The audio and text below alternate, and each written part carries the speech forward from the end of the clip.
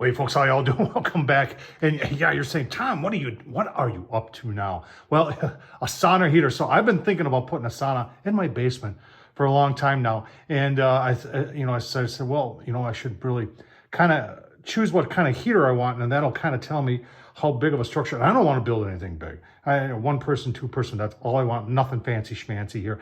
And so I said, well, I wonder if Vivor. Remember, I like going on that Vivor site, Vivor.com. And sure enough, they've got all sorts of different sizes. We'll take a look at that. And this is one of their smaller ones. Over the next couple months, because it's going to take me a while to build, is I will be showing you how I'm going to build a sauna and line it with cedar and all the stuff that you're supposed to do with a sauna, with a bench and all that, and a door and a vent, and I'll have to have an electrician come in and wire this up so it's done properly. The GFCI you got to have for GFC, yeah, that's what you got to have for one of these, and it's going to be fun. Take a look at some of the specifics here, show you what it costs, because you're going to be shocked. It's not expensive, not as expensive as you would think it would be. So let's take a look. All right, so here it is on online, Vivor.com, folks, and they got a lot of these. You can spend hours. Look at this, a sauna steamer. I didn't even know such a thing. Spa heater. They got all sorts of things here. But I decided to go with the cheapest one they had, which is this one for $155, because it's going to be, it's not going to be an everyday use thing. And like I said, I just wanted to do something small.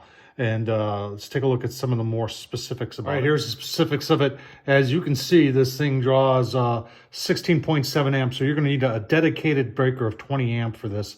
And you can see, they recommend 70 to 106 cubic feet. I wouldn't go much bigger than that. 4x4x7 is what I'm thinking of doing. And I wouldn't really, for this one, I wouldn't really go much bigger than that. And that's what caught my eyes right there. $155, $156. Now remember, this does not include sauna, the stones. You got to get a specific type of rock to put in there, big ones and small ones. They get it amongst the coils. They'll take a look at the coils. And I honestly don't know what those cost. So I'm going to do some research. Maybe Vivor sells them.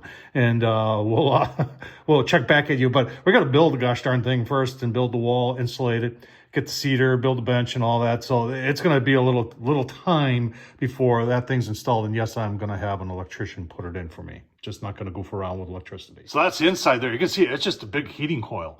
And you've got a stainless steel right here. And that's where you put the rocks. You put them in between the coils and all that. And this is that's something you have to do in order to get good heat distribution out of it. And then you've got the temperature settings down there. And there's a timer for it too.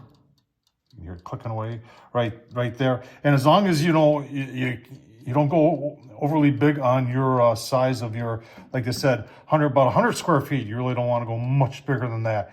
It should warm up. Well, we're going to find out in a couple of months here. So tell you what, folks, yeah, this is I got to find time to do this. Might have to take a vacation day or two to really get the thing rolling. And once I get the frame built and insulated, and then I can get someone in to do the electrical, follow the directions that come with it. Apparently there's a video too that Vivor has that talks about this. I think more generic for all of theirs, but gives some pretty good tips is what I read in the comment section.